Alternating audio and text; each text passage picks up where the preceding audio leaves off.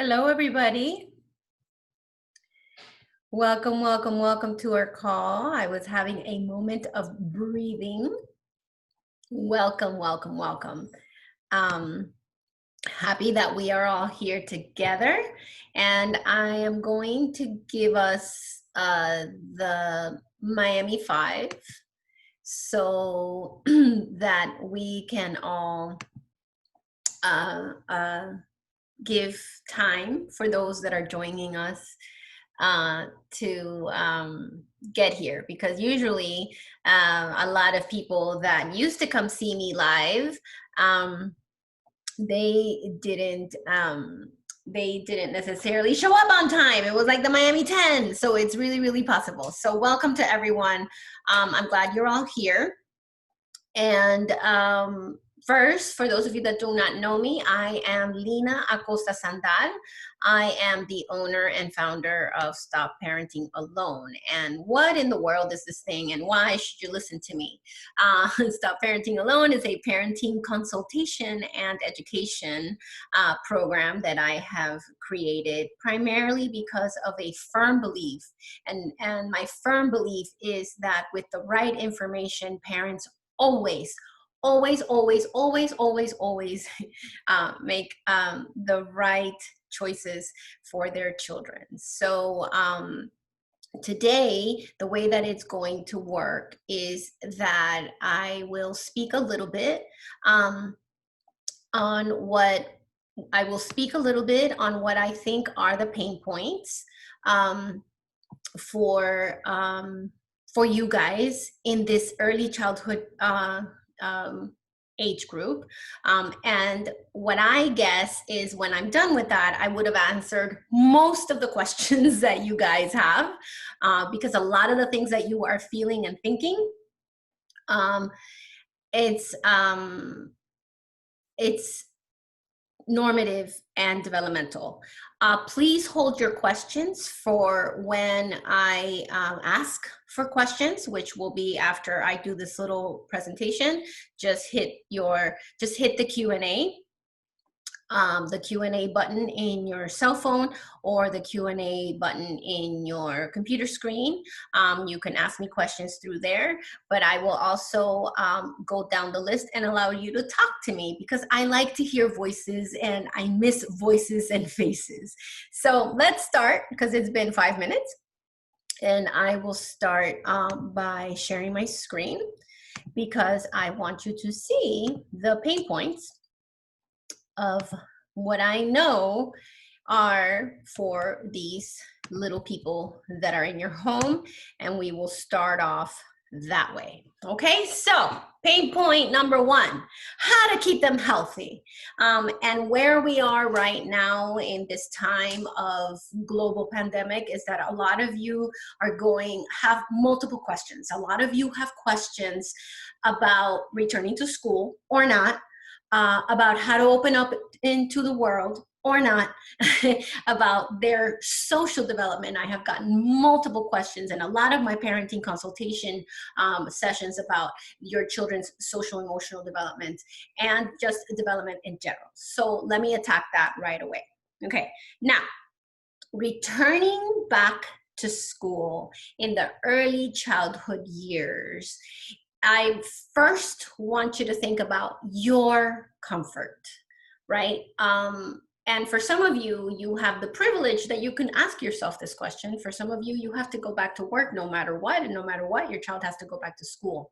But I still want you to think about your comfort, okay? Because your child will not feel safe in their early childhood setting if when you drop them off, you're shaky and you're anxious and you're worried and you're not calm. Now, I do not expect any of you to be 100% calm when you drop off your child in a preschool, because drop off at preschool is very different today.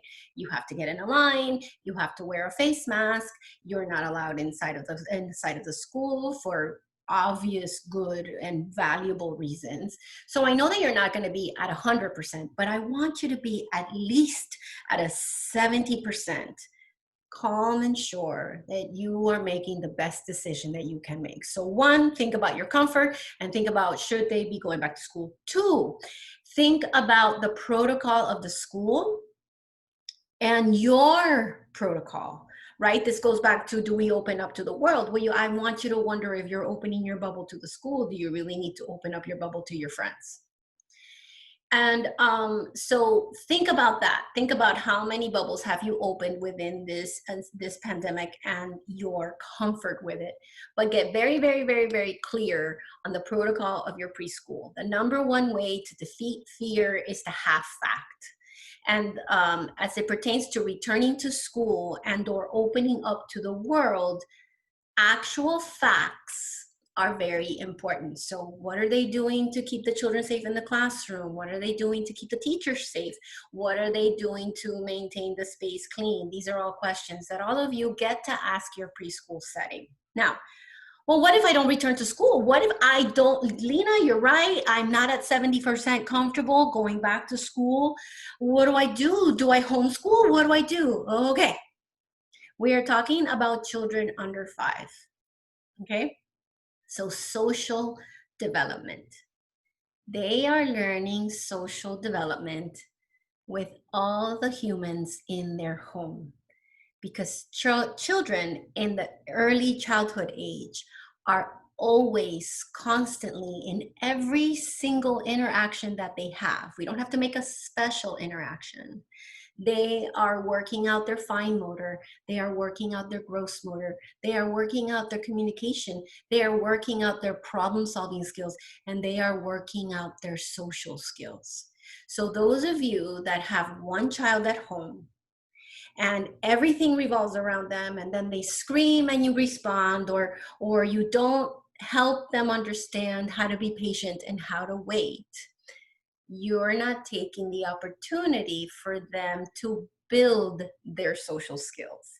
So this idea that they can only learn social skills within a classroom, they can only learn social skills with another child of their same age group in the classroom. That is true.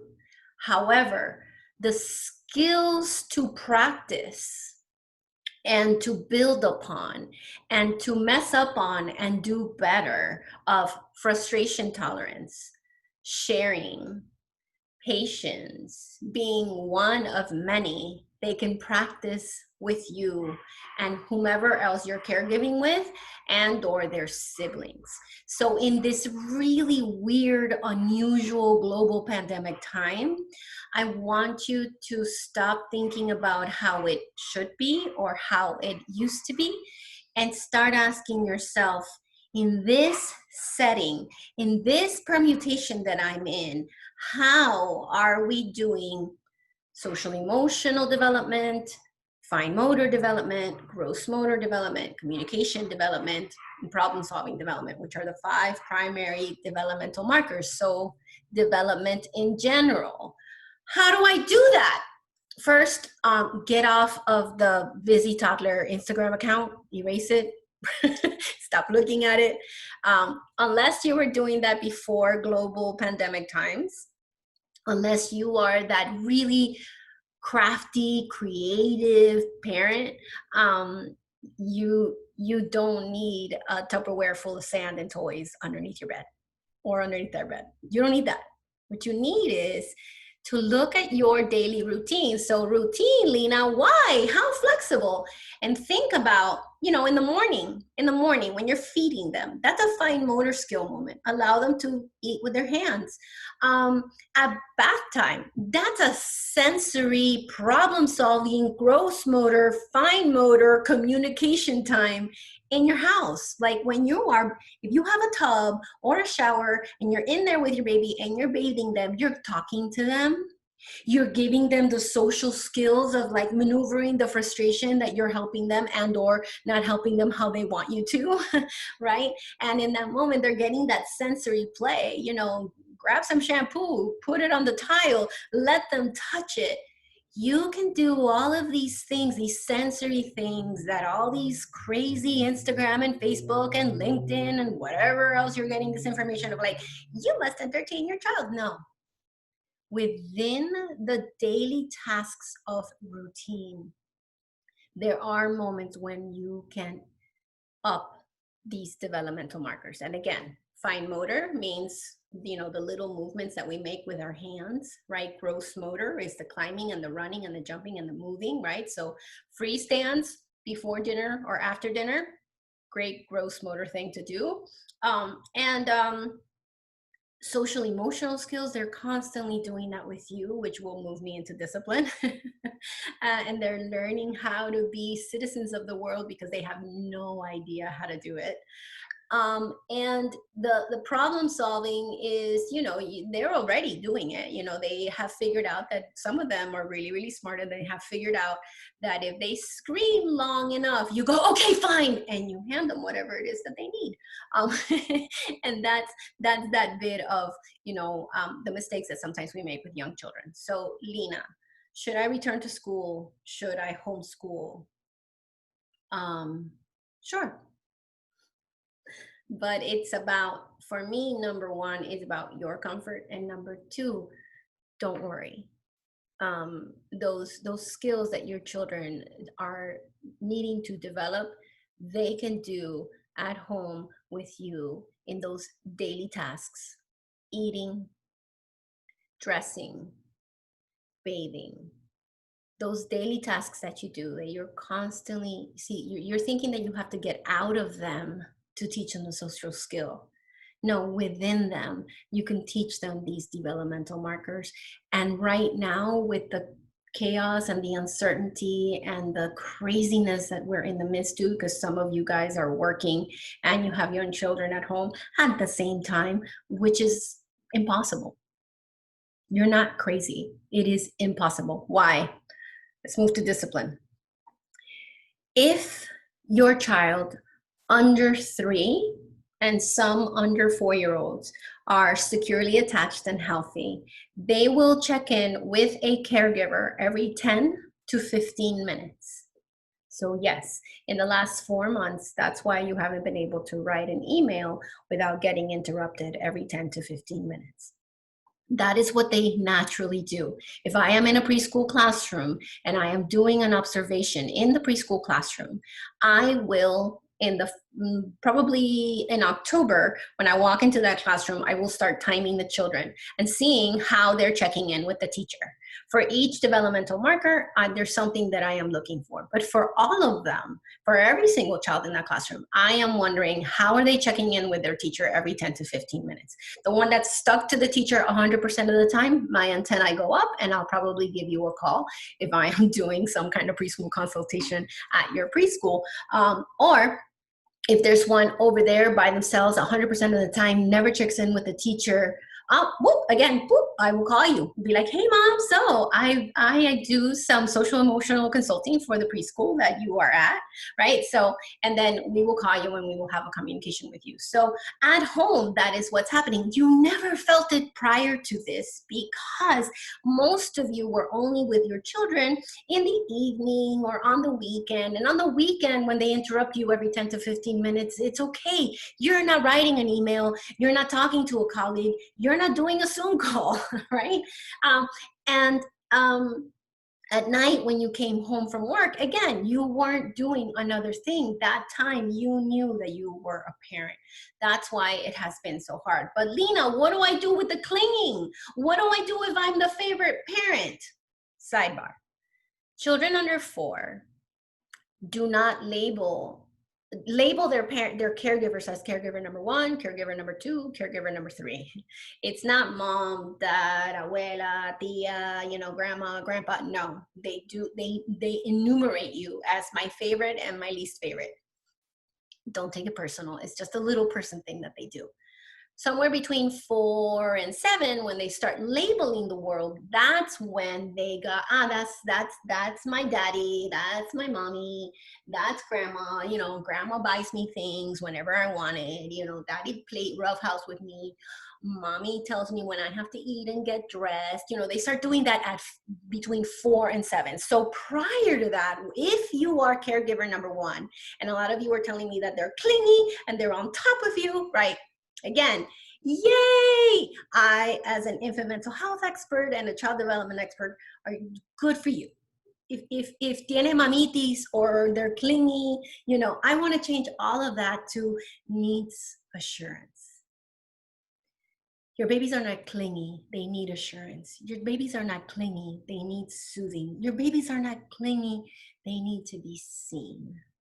It feels clingy, it feels like they're taking the life force out of your body, because our children ask us to be with them 100% of the time at 100%. And that is not humanly possible, and you're not supposed to do that as a parent. Cut to a little bit before where I said they have to learn to be one of many. But are they asking you for it? Yes. Do you give it to them? No. Why? Because the parenting goal for you from now until they leave your home is not for them to be happy and calm and peaceful 100% of the time, because that's not humanly possible. It's for them to be healthy and safe, right? So so what do I do with being the favorite parent, and what do I do with being clingy? I got you. Here's the tip. Every 10 to 15 minutes, if you're not on a call, if you're not, if you're just working on your computer, look up and give your child your voice. Whatever it is that they are doing, narrate what you see them doing like a sportscaster. Susana, you have a car, it's red and it's going rum, rum, rum, rum, rum, rum, rum. And then go back to work. If you can, look at the clock in your computer, look around your house. Where are they? If they're right here next to you, just throw them on you, but continue working. Mommy, mommy, mommy. I know, buddy. It's really hard to wait for mommy and keep working, right? And if you have a meeting, that's the time to use your screen strategically. Okay? Use in this global pandemic time, we use the screen strategically. But let me put that on the shelf for 2 seconds. Favorite parent, or favorite caregiver. If you are caregiver number 1 and you really need a break, you hand child to caregiver number 2. No matter what the baby does, remember, we don't keep them happy. We keep them healthy and safe. And health is in the social development that you're worried about that they're not getting right now at school, is to learn to be one of many. And learning to be one of many is that mommy can't be with baby right now, and baby has to be with Tia because mommy has to finish some work things. And when baby is with Tia, he's going to cry, scream, holler, run back to mommy's room and hit the door for at least 3 weeks if you have always saved them from that.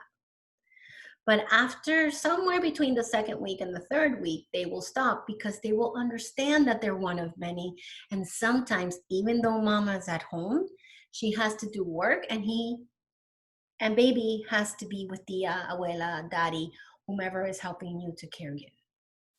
If you are a single parent, this is a lot harder for you because you don't have that second person to give your baby to. And if you are a single parent, and you're weighing whether or not to send them back to school because of COVID, I want you to really, really think about that, and maybe find a school setting that has a protocol as safe as possible, because you as a single parent, it is very, very hard for you to be alone and not be able to hand your baby to somebody else to help you, for them to be soothed while you are being responsible, because they do need that soothing. They do need that other person. So for those of you that are single parents and it's only you, school may be an option for you once it starts, and that's a hard one. Now, screens need to be variety, just like what's on our plates, right? So just like what's on our plates, I want you to think of the screen as sometimes it's a book, so they're learning. Sometimes it's entertainment, so it's a movie or television. And sometimes it's social, okay?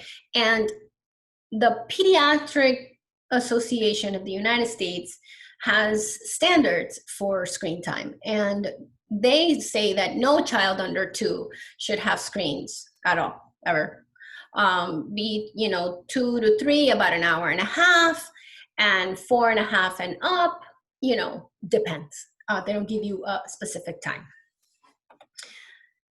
During global pandemic times, all of us professionals and all of us experts, including me, we have to be humble and really understand that these are hard times for everyone, right? You have never, most of you have not spent this much time with your baby ever in the history of them, and that doesn't make you bad parents. It just is just an is of modern family, right? So use the screen strategically. If you know that you need an hour because you have a meeting on the Zoom, that's when you show them Moana, right?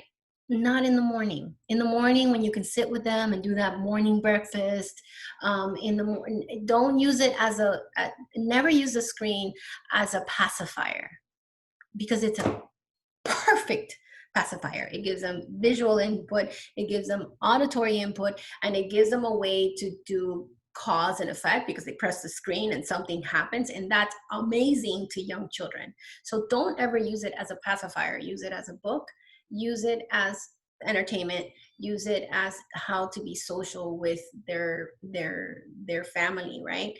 And choose whether they're going to play a game or whether they're going to watch a show based on your need to be left alone for more than 15 minutes. That's how I want you to think about the screen, and that is okay to use it. Okay, I'm gonna stop sharing my screen. I'm gonna go back to over here, and I am going to start by, please raise your hand. This is your opportunity. Now I am going to keep going and answer any questions that you ask me from now until I run out of time, and I run out of time at 1:30. So raise your hand if you have a question, and I will go to the questions here. And and then remember that you can use the question and answer to ask me any question that you may need. Okay, so let's go to my first one. Unmute yourself and tell me, what is your question for today? Good morning, Lina. Thank you for your time. Yes, yes. When you mentioned need to learn to be one of many, yes, I have 2 boys. One that just turned 3, and the second one is 4.5. Okay. And I'm trying to teach them, when I'm focused with one, give him that attention, and the other one just wait patiently. But it seems that they're always wanting that attention simultaneously, and they're kind of getting jealous over it. I'm not sure how to manage that. Okay, so in this age group, and I love your question, Vanessa, right? Especially for siblings or multiple children, or just even if you have an alone child. They're learning, and that's the key word. Everyone that's listening, they are learning how to do this. So expect them to mess up. And in this age group, it's like #embrace the tantrum. The crying, the screaming, the hitting you while you're talking to their sibling. That's not behavior, that's emotion. That's especially for a 3 and the 4-year-old will probably use more words. You're mean, mommy. You love him more, mommy, right? That's a 4-year-old version. The 3-year-old version, they throw themselves on the ground and they're like, mommy, right? So if you're taking care of someone, you narrate with your voice, right? Oh, here, actually, voice, touch, hold. If you have a pen nearby, write that down, put it in the refrigerator. These are the 3 ways that we give assurance and help to a young child, right? So if over here you are with the 2-year-old, the 3-year-old, and the 4-year-old comes and starts talking to you, this one is getting your touch and your hold. He starts talking to you. If you're finishing here, you give this one your finger. So now he sees you, right? You go, hey, right? You finish here and you go, I see you. And then narrate what they're up to. You have a car, you have la la la la, but mommy, hold me. I'm not I can't hold you right now. My two hands have your brother because I'm helping him eat. I'm helping him get dressed. I'm helping him da da da da. So you have to use your patience power, but quickly, bloop, bloop, bloop, bloop, not yes, and a long example. I hope that's helpful. Does that make sense? So address them quickly, right? If you're talking to the other caregiver in your home, the other adult in your home, and the child interrupts, always do finger. So they know that you see them, you know that you heard them, but you're gonna finish here. And then you say, yes, remember, la la la, to say excuse me, they all say excuse me. But when they melt down, when they shut down, in the moment, don't say much. Just go, I see you, you need me. Give them your voice. I'm helping your brother get dressed. I'm playing with your brother cars. I'm doing whatever it is that you're doing here. And then let it go. And then whatever they do after that, the crying, the screaming, the breaking down, just leave them be. Embrace the tender. Right? That's the post. That's the emotional response to what you did. And you're going to do this all the way until they're 5 or 6. And it's some days are going to be better than others. And those of you that have siblings, you don't need special time with each of them. That's what creates sibling rivalry. They start like keeping score. Don't verbalize it. If you decide to take one of them, on your walk, because the other one wanted to stay, you can hold that for yourself, that's a special time. Okay. Another thing, all children under 3 bite, hit, push, pinch, grab. So for those of you that have siblings, you see it more than those of you that have singleton children. You may have been your child may have gotten bitten or pushed at school, or they have been the biter or pusher. And the why of that is that they're angry or frustrated. So when they bite you or they hit, you grab them and you go, oh, you're very, very angry, but we can't bite.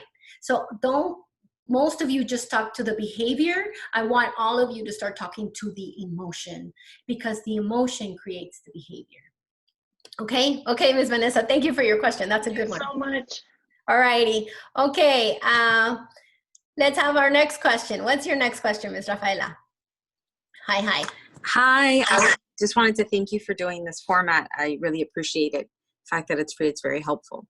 Yeah. My question is, I have a 2-year-old and she's only saying 10 words. She talks very little. Okay. She seems smart. She's my first, so I have nothing else to compare her to. Okay. No one else. And I was thinking of doing a speech therapy evaluation. What are your thoughts on telehealth visits for speech therapy? Okay, so first, are you counting only her English words, only how many languages is she speaking?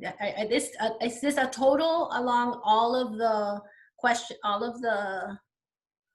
languages that she's exposed to? Yes. So we started off doing Spanish and a little bit of English. And when I saw that she was getting behind compared to her other schoolmates, I decided, okay, let's just focus on English. But it's 10 words in total, and she doesn't say them often. In both languages? In both languages, okay. Yeah. She's going to be 2 in August. Got it. Okay. And by the way, you don't do that again. Keep talking to her in English and Spanish. Both 2 languages do not confuse children. That's an urban myth. Urban myth. Urban myth. Urban myth. I need to stand somewhere in the little fake mountain at Tropical Park. You can speak more than 1 language. There you go.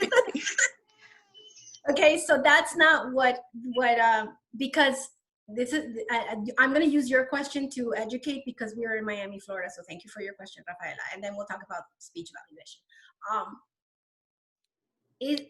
Your child is not learning a language. They're not learning to speak a different language. They're learning how to speak.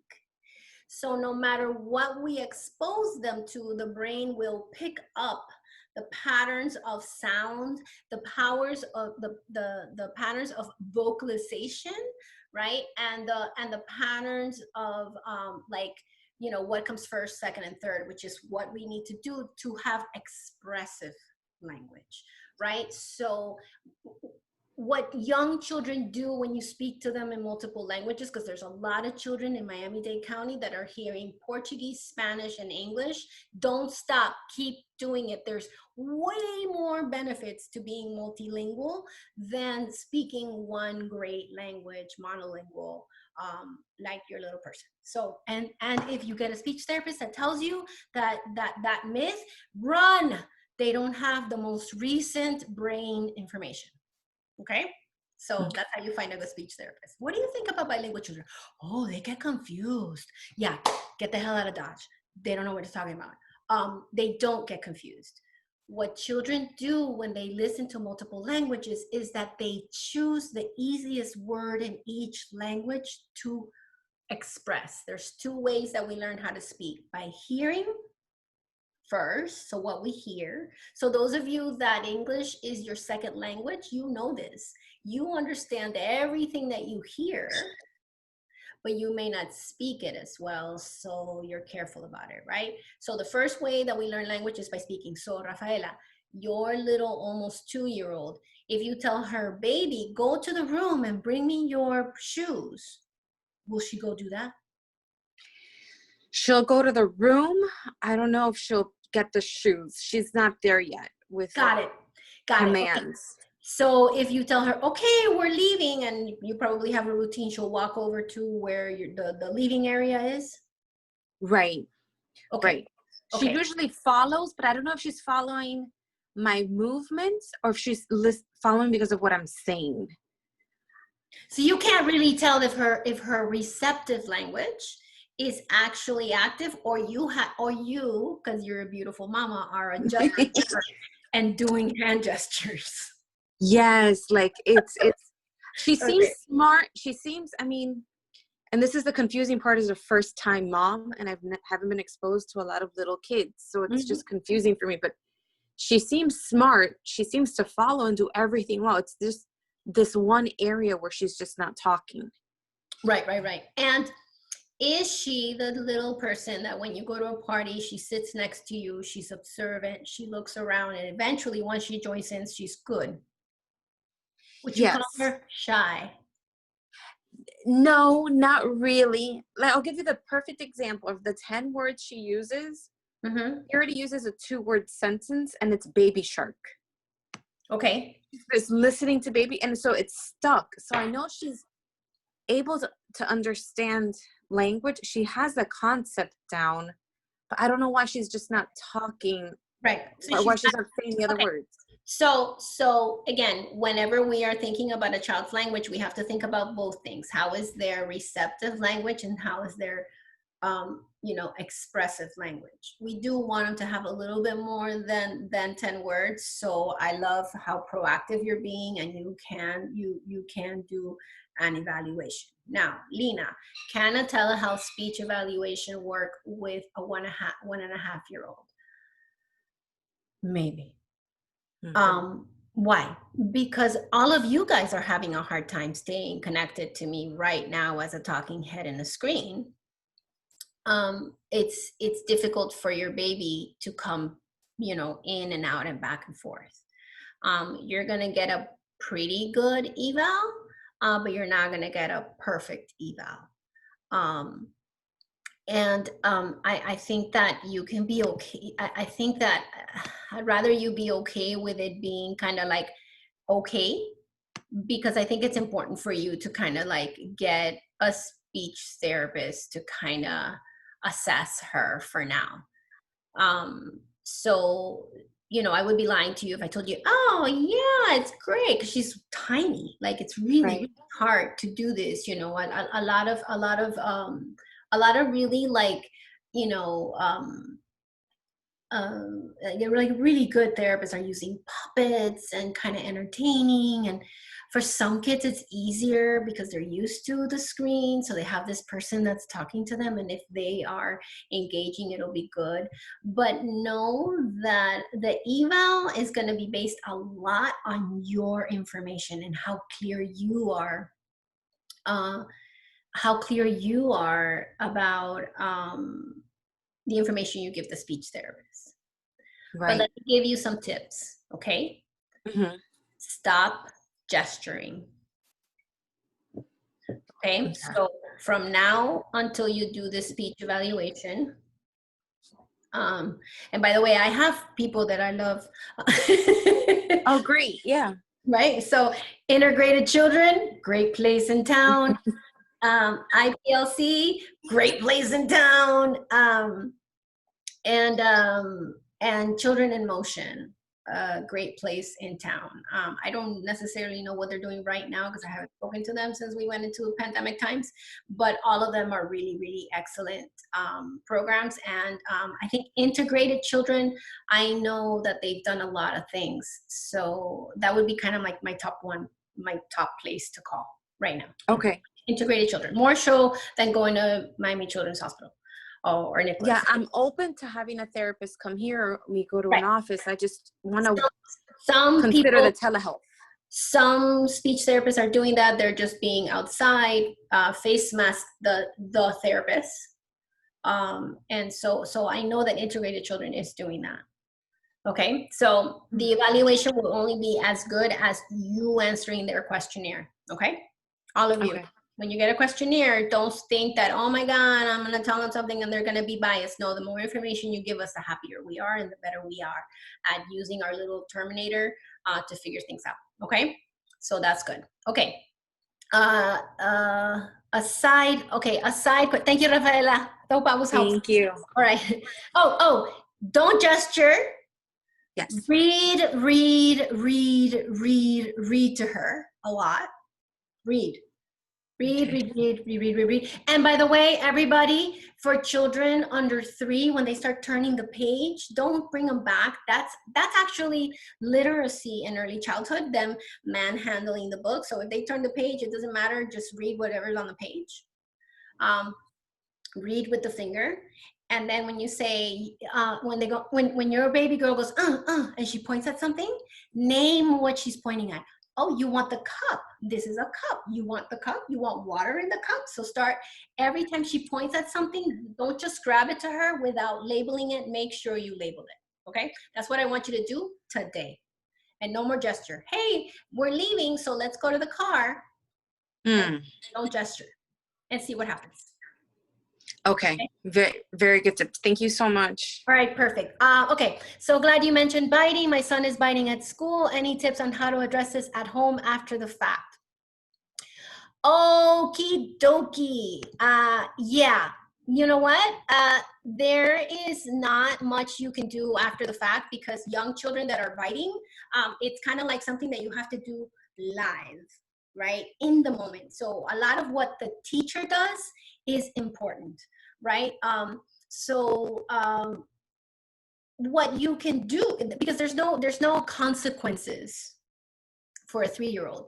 The consequence is like right there and there what they did, right? So what right there and there in the moment you could say, uh-oh, you were very, very angry and you bit. Now what you can do is for those of you that have biters or the ones that push or the ones that pinch, oh, can you guys hear me?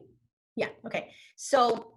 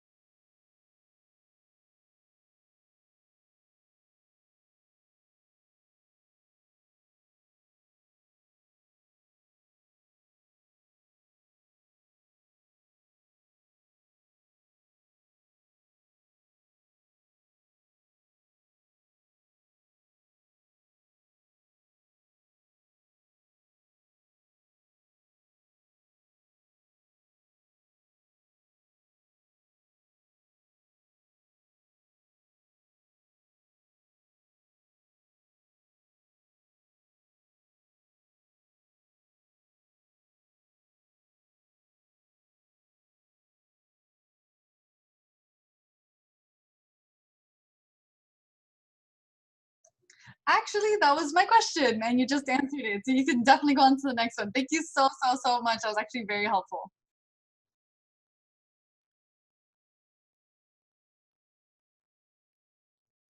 Didn't lower my hands. Oops.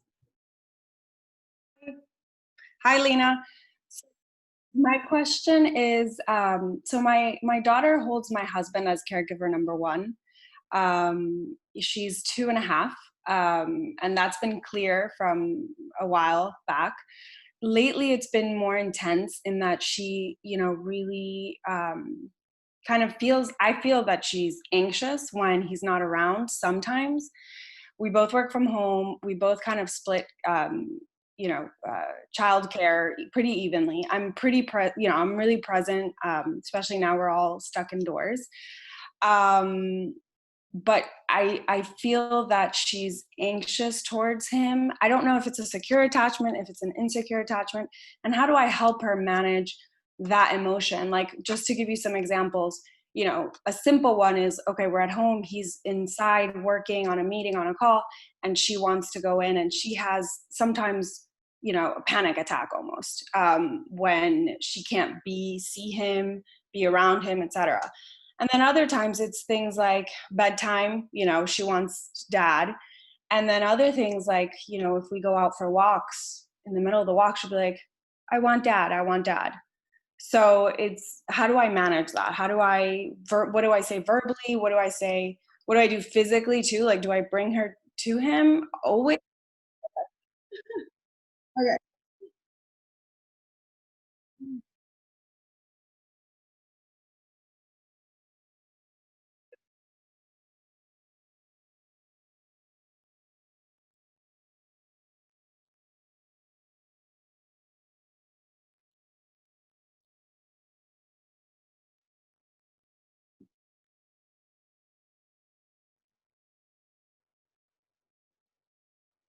Mm-hmm.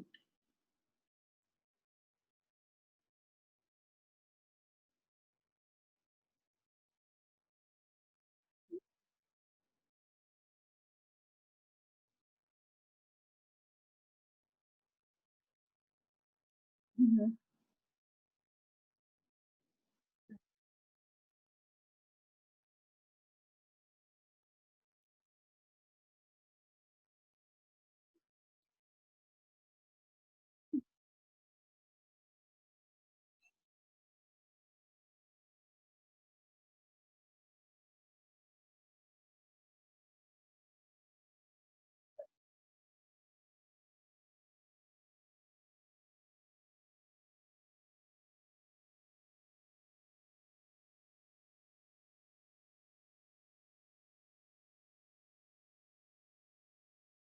Yes.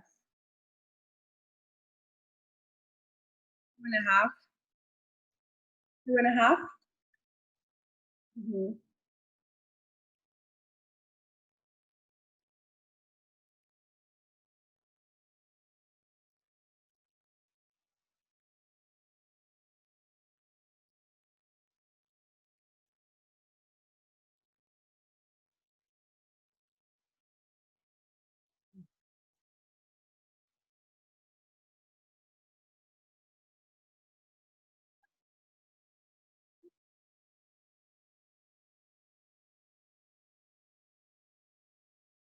Okay.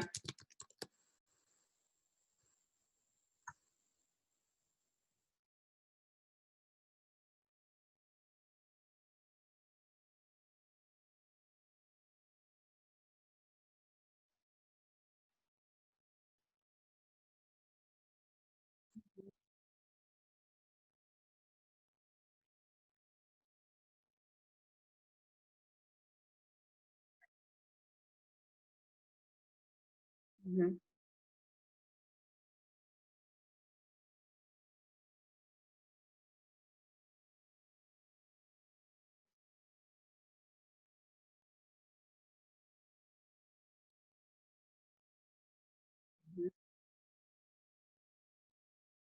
Mm-hmm. Mm-hmm. Yeah.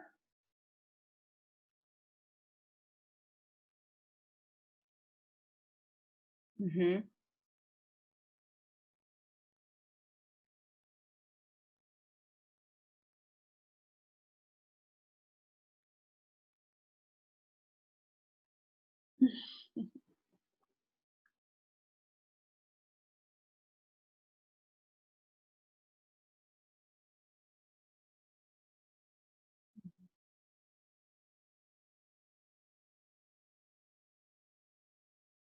Mm-hmm.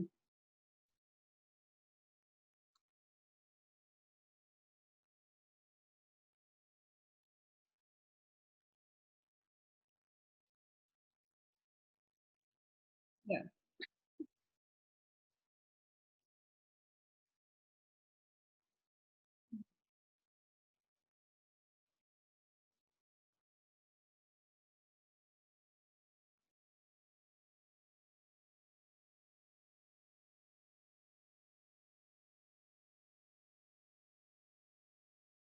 Mm-hmm. Mm-hmm. Okay.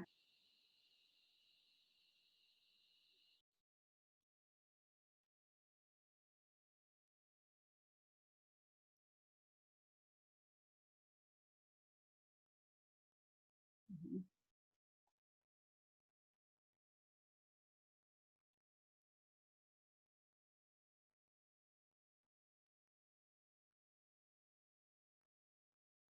Okay.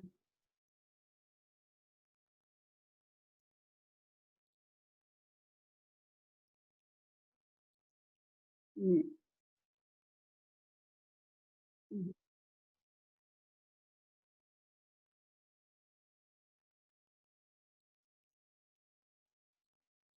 Okay.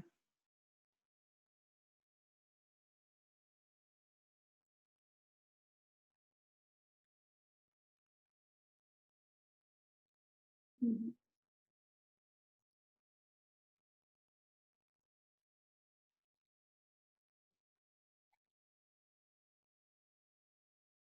Mhm.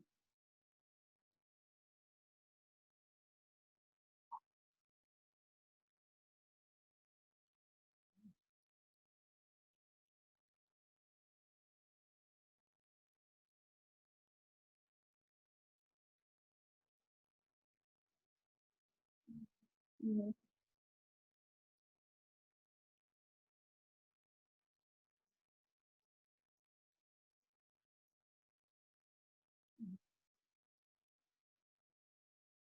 Okay, so I can physically remove her. Like, for example, she's trying to get in the door. She's locked the door, but she's like yelling at the door, and he's like on a call. So I can physically pick her up and take her to her room and like sit with her, right? That's okay.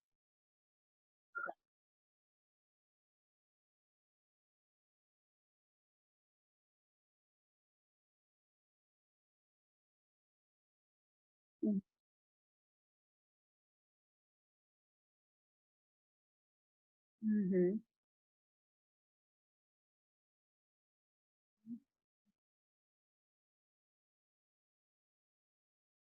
Mm-hmm. Right. Mm-hmm.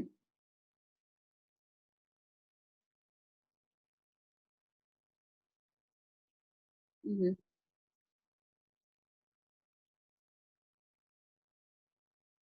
Mm-hmm. Yeah. Yeah.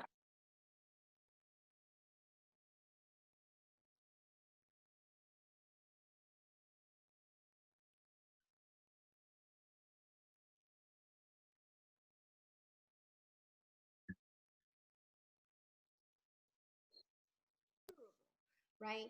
Is you have to settle your body before you go to theirs. So if your jaw is tense, if you are sweating, if your heart's beating fast, you cannot help that baby. That baby uses your nervous system to calm themselves down.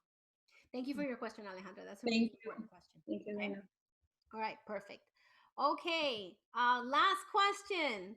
Um, ask me your question. Hello, hello. Hi, Lena.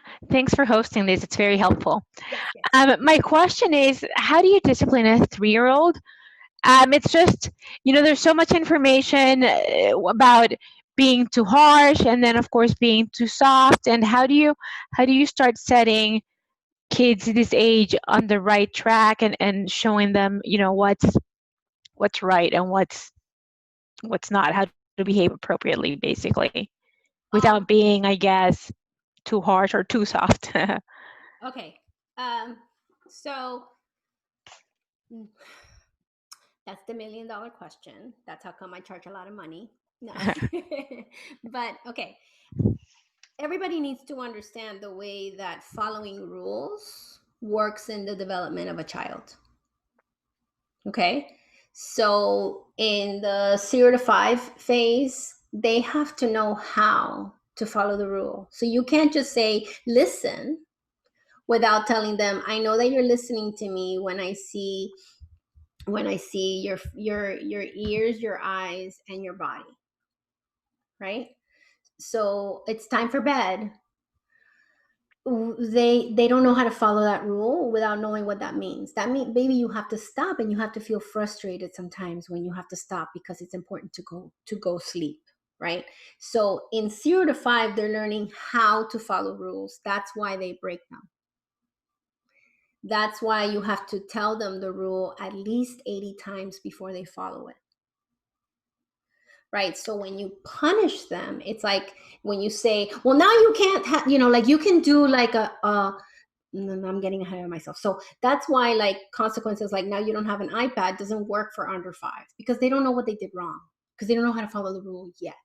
So if you're saying a rule, make sure that you've broken it down into how to follow that rule. Okay. So 2, what are the consequences? The way to manage that is to have a very predictable routine, a routine that has a pattern. So if they're having a hard time and they're taking too long going from playing to the bath to bedtime, if you have a pattern of bath, book, snuggle, bed, the natural consequence is like, we took too long in the bath, how to follow the rule, because you had a hard time listening, getting out of the bath. Remember, when mommy says it's time to get out, we get out the first time. That's a how. That's an example of a how route. And the consequence is we can't read. Now we're just going to snuggle. Right? And you do that every time. Right? Or we don't bite our friends. You're in the pool. They bit once. You pull them aside. Buddy, you were very frustrated, but you can't bite your friend. You put them back in the pool. They bit a second time. You take them out of the pool again. Hey, you were very, very frustrated. Come find mommy when you're frustrated, but don't bite your friend. The third time, they bit. Oh, we got to go. You're showing me today that you're having a hard time being a friend. Does that make sense? Yeah. Right? And that's all you can expect from a baby. A 3, a 4, a 3 or a 4-year-old will do this. Let's say that you've told them not to touch the mouse. They will come up to the mouse, about to touch it like this. And then they look at you and they smile. They're like, and then all of you are like, oh my God, the sass. Oh my God, qué descarado. Oh, pero ¿por qué está haciendo eso el niño? Pero ¿por qué se topa así? Pero tan feo, right? That's the Colombian version, right? This is awesome, parents. When a child gets this really close to something that you've told them not to touch and they look at you, they're not being sassy, they're not being tremendo, they're not being disrespectful, they're showing you that they know the rule and they have impulse control. So Yeah, when he they does that a lot. right, so It annoys me sometimes. when Yeah. they do this, right, the right answer is sí, sí, amor, eso no se toca. ¿Qué sí se toca? And then you show them, and then they're going to be like, yay! And then they're going to go show you what they can touch, right? Yeah, for those of you that speak English, because I don't speak Portuguese, I'm working on it. Oh, that's right. We don't touch mommy's mouse. What can you touch? Can you touch a toy? Can you? And then you can go through the rule. And then that's another version of doing the how. Okay? That's it. And staying consistent in all your responses as often as possible. If you said we're going to get out of the pool, if you do that again, get out of the pool. If you said, oh well, I guess we can't eat breakfast, then don't eat breakfast. I'm gonna. Is that good? Good. Yeah. Just things like timeout, that doesn't work. Nope. Okay. It doesn't work, and they feel. And then in that moment, now you've given them a problem to solve, which is, how do I not get rejected by mommy? And they can't attach it to the rule. Okay. Doesn't work. Got it. Okay. Just like the speech therapist that tells you that listening to multiple languages confuses children, get out of there. They haven't opened the book since 2000. Timeouts, rewards, stickers. They haven't opened a book about neurology since 2000. Got it. Brain Okay. doesn't work that way. That's Okay. not the way that the brain works. The brain works with positive, the brain is experience dependent. Whatever you repeat will continue. So if you've given in 3 times because you were frustrated or you were tired, they're waiting for the giving in. Got it. Makes sense, right? Yes, it So, makes sense. all right, and nobody in the world has to feel bad to learn a lesson. It's actually Right. harder to feel bad to learn a lesson. Okay, so that is it for today. I will now take the time to let you know about my services and how you can spend more time with me if you wish to. I have two big services that I do that I recommend because why not, right? That's what I do for a living. That's how I make my money. So the first one is a parenting consultation. I do exactly what I just did right now for all of you. However, I spent an hour and a half with just you, with just your child, with just your particular situation. And usually out of it, it's, it's what you see here. You get, oh, it's a developmental milestone. This is what you should do. Oh, let's figure out a plan. Or, wow, okay, you need to go to psychotherapy, to speech, to OT, to an educational therapist. All of that is done in an hour and a half. It's usually $300, but right now in pandemic times, I'm giving a discount of $250. And then the other thing that I love, it's exactly what we did right now every single Tuesday at 1:00. A private Facebook group where you ask your questions and I come on in the morning and in the evening, answer all of the parenting questions that are there, and a private area in my website for everyone to go to for information that I think is pertinent, just like I did in the first 10 minutes of this. And that's online parenting support. And that's $49 a month to do that and to join that. And finally, I always give free information in my social media outlets. So please do follow. This one is mine. I tend to kind of do my musings as, a person in the world, being the mother of a 12 and 15-year-old.